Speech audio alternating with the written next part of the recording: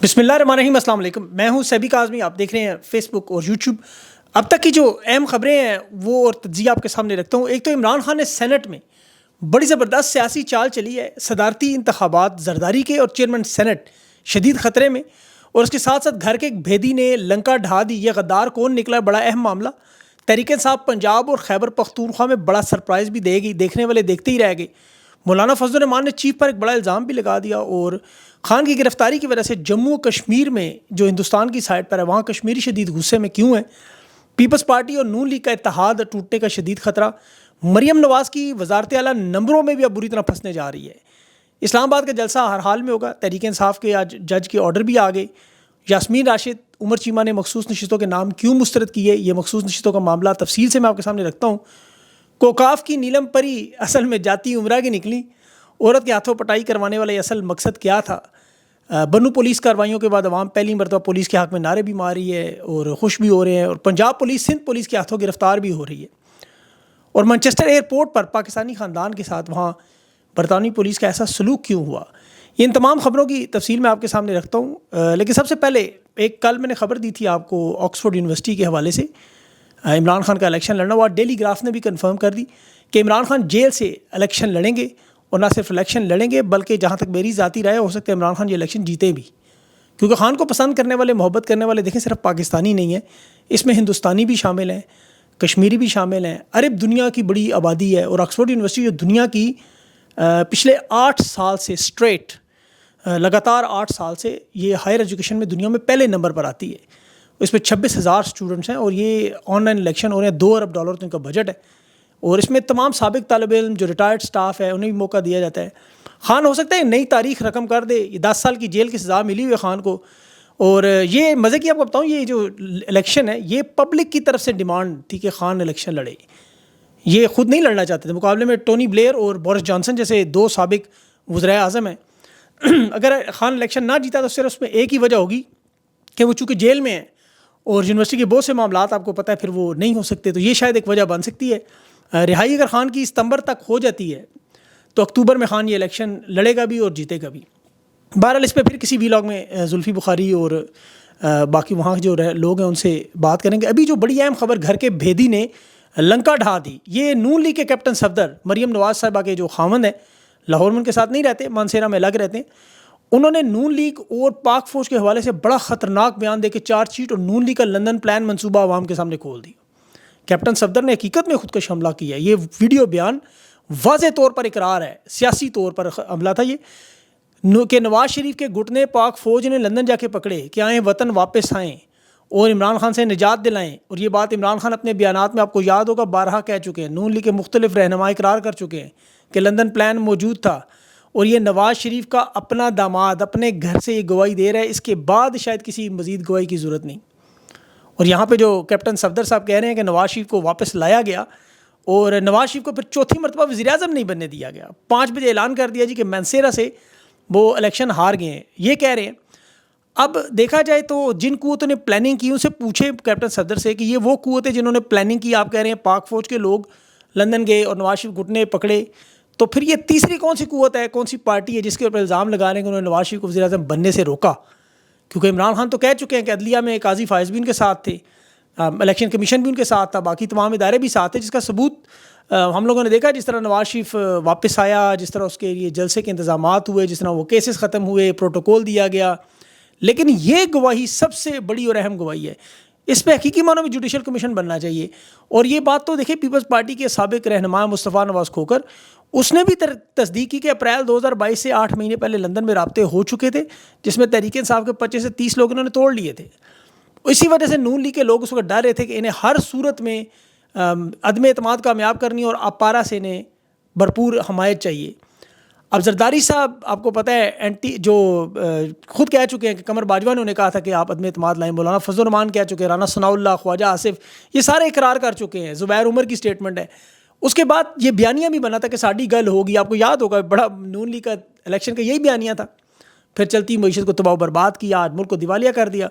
और नवाज शरीफ जो एक मफरूर, इश्तिहारी, सज़ा याफ्ता भगोड़े थे, जिस अंदाज में उनके मामलात तय हुए, आज देख लें उनके हालात।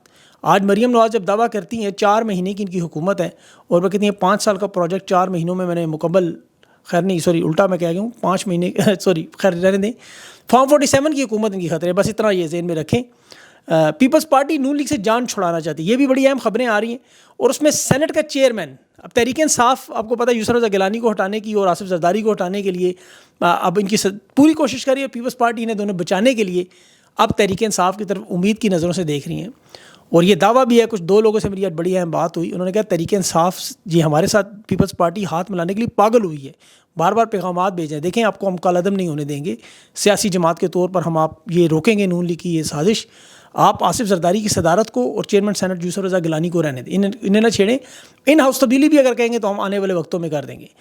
اور اب یہ دیکھیں ان کو اصل میں کیوں کہہ رہے ہیں, وجہ کیا ہے. مخصوص نشستوں کے بعد اب جو سینٹ کے انتخابات تحریک انصاف کی اس پہ نظر ہے, کیونکہ کے پی میں جو انتخابات سینٹ کے ابھی نہیں ہوئے یاد رکھیں, اور مخصوص نشستیں جب آئیں گی تو آصف زرداری کے صدارتی الیکشن اور چیئرمین سینٹ کے الیکشن میں ان لوگوں کی ووٹ نہیں ہے اس میں.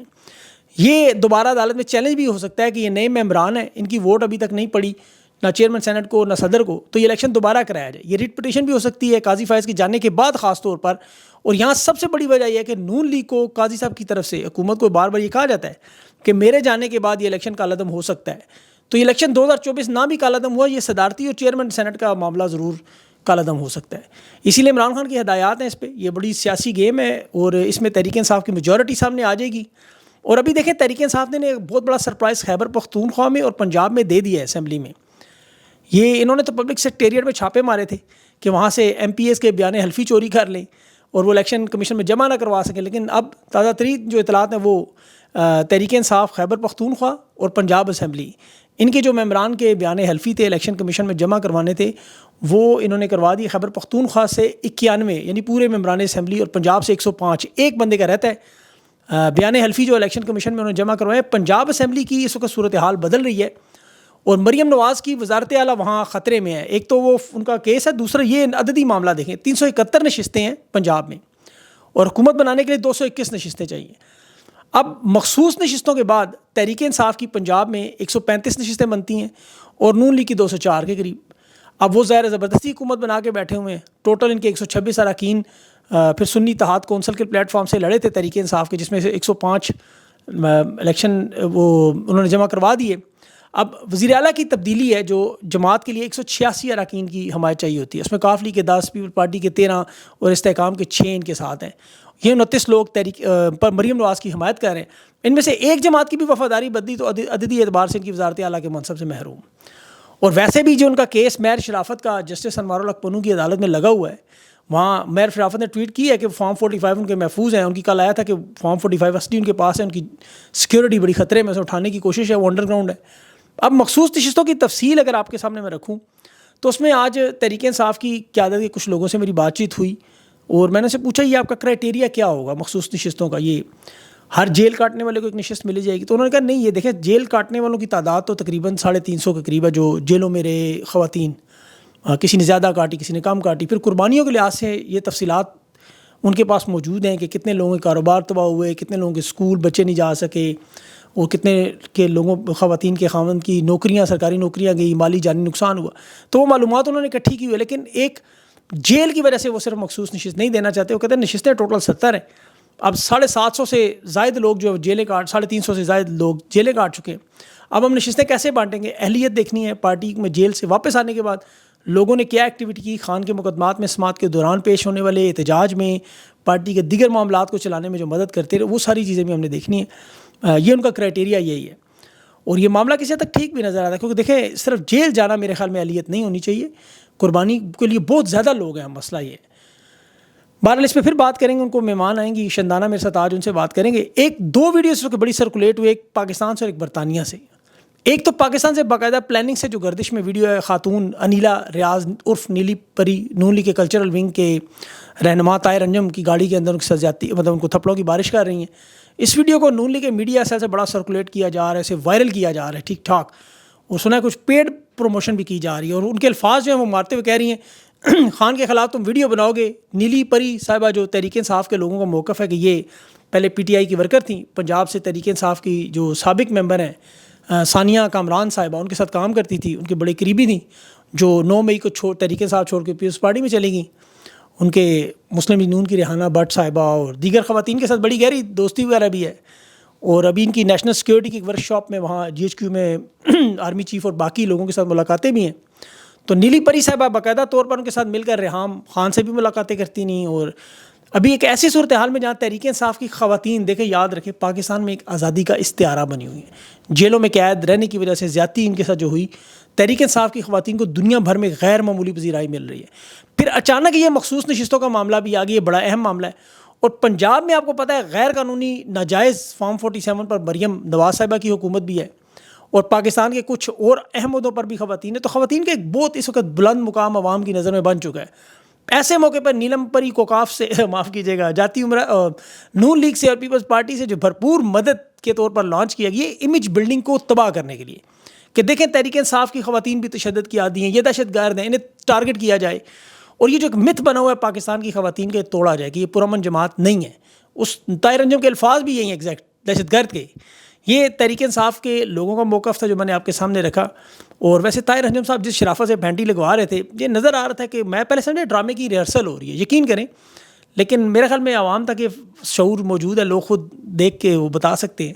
اب خان کے خلاف ویڈیو تو ہزاروں لوگ بناتے ہیں, نون لیگ پیپلز پارٹی, اور بناتے رہیں, سیاسی لوگ ہیں وہ جو مرضی کریں. لیکن یہ طریقہ کار بڑا مخصوص اور پلانٹڈ نظر آ رہا ہے. دوسرا اہم معاملہ جو مینچسٹر ایئرپورٹ پر برٹش پاکستانی فیملی کے ساتھ ہوا, ان کے نوجوانوں کے ساتھ ہوا, وہ ویڈیو بھی آپ نے دیکھی ہوگی. پولیس کی درندگی کے ساتھ جو لوگوں نے وہاں سرنڈر کیا ہوا تھا, لیٹے ہوئے تھے دونوں زمین پر, لیکن پھر وہ پولیس والے نے جس طرح ان کے ساتھ وہ بدقسمتی سے ایکسیسو فورس استعمال کی. اب یہ دیکھیں پاکستانیوں کی جو فارم 47 کی حکومت, اس کی وجہ سے ایک تو دنیا بھر میں عزت ویسی ختم ہو گئی ہے. یہ سلوک دنیا بھر میں ہو رہا ہے, یقین کریں, جہاں پاکستانی کوئی پوچھنے والا نہیں. خان کے دور میں کم از کم یہ معاملہ نہیں تھا, میں آپ کو حقیقت بتاؤں. اب یہ مانچسٹر ایئرپورٹ پر ٹرمینل نمبر 2 ہے, وہاں پر یہ معاملہ ہوا کہ 2 لوگوں کی لڑائی کا معاملہ آیا اور پولیس کو بلایا گیا. وہ 3 افسران پہنچے, خاتون افسر بھی تھی, اسے دھکم پیل میں چوٹ لگی. اس کے بعد پھر پولیس نے یہ درندگی دکھائی. اب یہ معاملہ اپنی جگہ, لیکن برطانوی لوگوں کی طرف سے جو گورے ہیں ان کی طرف سے ریئیکشن آیا, پولیس کو اب باقاعدہ طور پر عدالت میں بھی لے کے جائیں گے, ظاہر ہے. اب یہ فائدہ ہوتا ہے جہاں قانون ہو, آئین ہو, اس طرح کے کام ظاہر ہے پولیس والے کرتے ہیں سارے, لیکن یہ معاملات پھر سیٹل ہوتے ہیں. یہاں پر لوگوں کو لاکھوں پاؤنڈز میں کمپنسیشنز ملتا ہے, معافیاں مانگی جاتی ہیں, اور ان واقعات کو نشانہ عبرت بنا دیا جائے جو لوگ کرتے ہیں. پبلک کا پریشر ہوتا ہے, پھر ان ڈپارٹمنٹس میں نئے پروٹوکولز بنائے جاتے ہیں, ان افسران کا فوراً دماغی معائنہ کرایا جاتا ہے, ڈیوٹی سے بھی ہٹایا جاتا ہے.